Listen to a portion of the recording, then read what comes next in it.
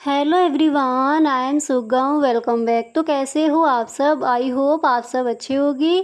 स्वागत है आप सभी का आपके अपने एसपी स्टडी यूट्यूब चैनल पर। तो गाइस यहाँ पर आज हम देखने वाले हैं कि बिल्कुल स्टार्टिंग से आप इंग्लिश बोलना कैसे सीख सकते हो।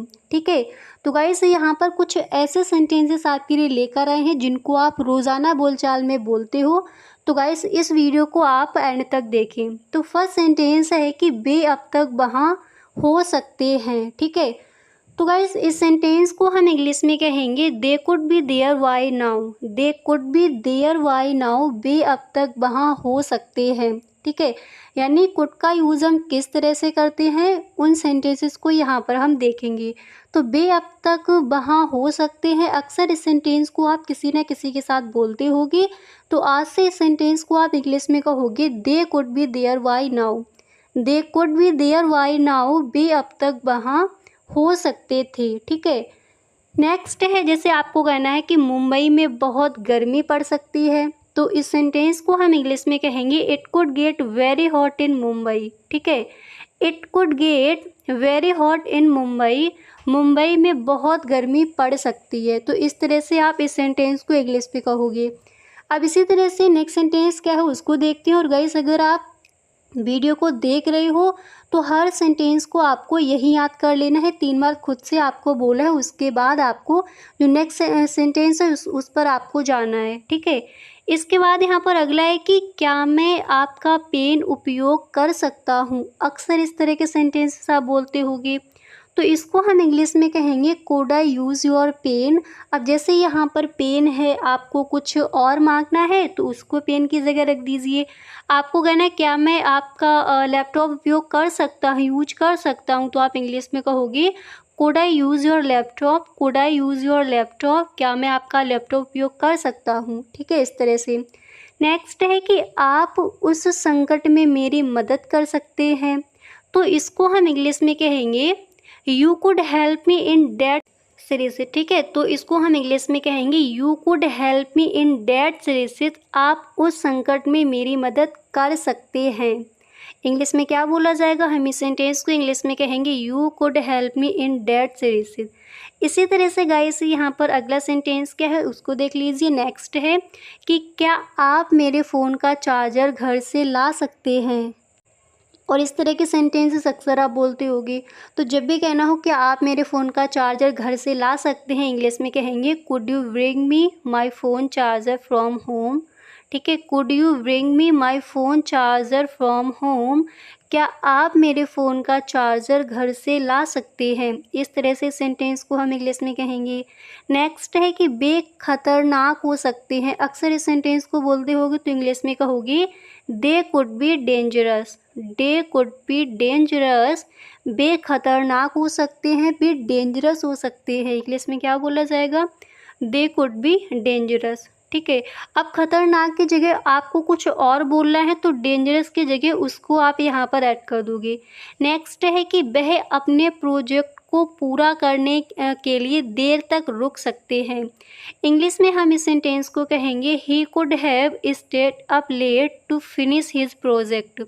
ठीक है, he could have stayed up late to finish his project, वह अपने प्रोजेक्ट को पूरा करने के लिए देर तक रुक सकते हैं। इंग्लिश में क्या बोला जाएगा, इंग्लिश में हम इस सेंटेंस को कहेंगे he could have stayed up late to finish his project. ठीक है, वह अपने प्रोजेक्ट को पूरा करने के लिए देर तक रुक सकती है।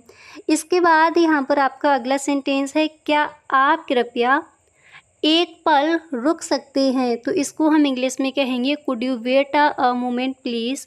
Could you wait a moment please, क्या आप कृपया एक पल एक मोमेंट रुक सकते हैं। इंग्लिश में क्या बोला जाएगा, हम इस सेंटेंस को इंग्लिश में कहेंगे could you wait a moment please. Could you wait a moment please, क्या आप कृपया एक पल रुक सकते हैं। इंग्लिश में कहेंगे could you wait a moment please. Could you wait a moment please. ठीक है, नेक्स्ट सेंटेंस है क्षमा करें मैं आपकी मदद नहीं कर सका।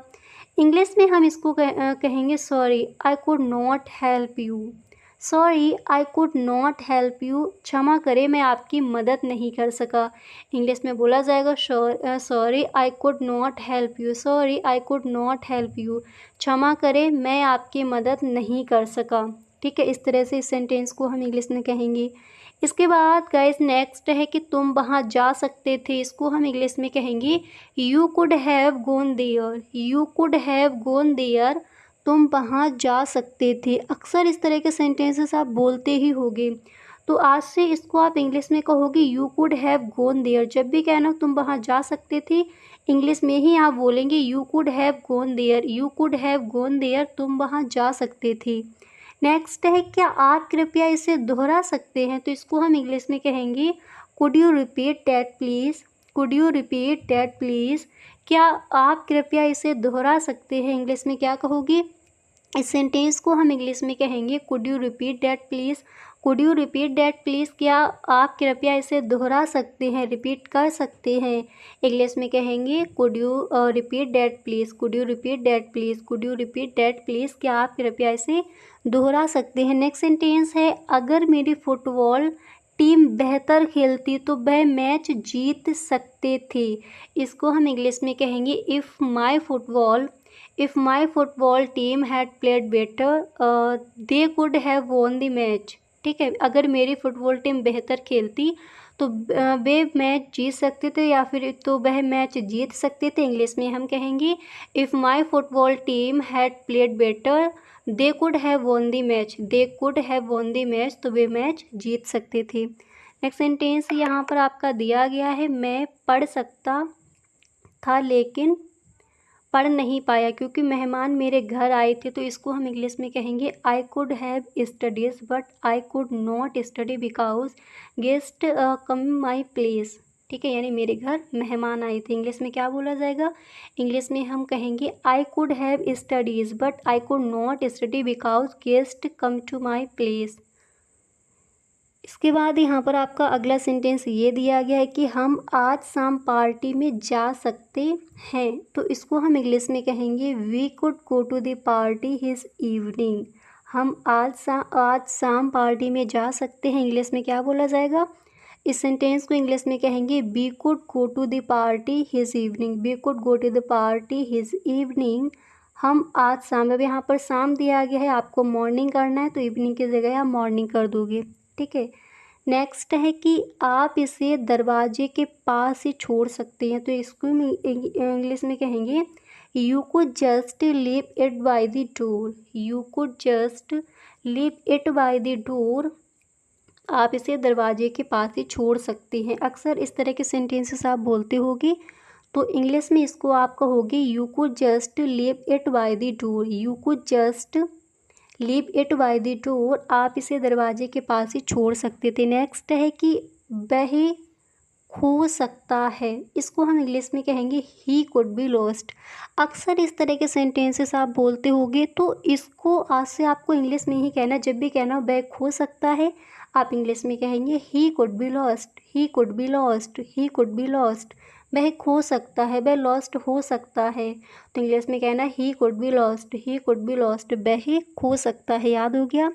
नेक्स्ट है कि क्या आप इस सोफ़े को हिलाने में मेरी मदद कर सकते हैं।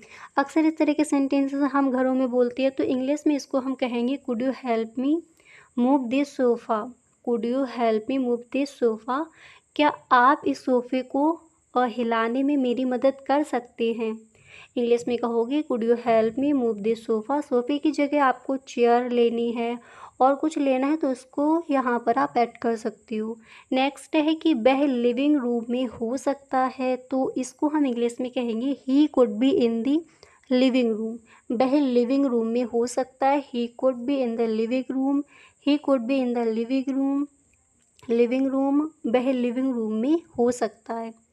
ठीक है, और गाइस अगर इसी तरह से कुछ और भी सेंटेंसेस आपको चाहिए तो इसकी अलग प्लेलिस्ट बना दी है, उसको एक बार आप ज़रूर देख लें, नहीं तो आपको डिस्क्रिप्शन बॉक्स में लिंक मिल जाएगा, वहाँ पर आपको कई सारे वीडियोस इसी तरह के मिल जाएंगे, जो आप रोज़ाना जिन सेंटेंसेस को बोलती हो उन सेंटेंसेस की वीडियो वहाँ पर आपको मिल जाएगी। नेक्स्ट है यदि मैं उस भोजन को खा लेता तो मैं बीमार पड़ जाता, इसको हम इंग्लिश में कहेंगे if I had eaten that food I could have been sick, यदि मैं उस भोजन को खा लेता तो मैं बीमार पड़ जाता, इंग्लिश में कहेंगे if I had eaten that food I could have been sick.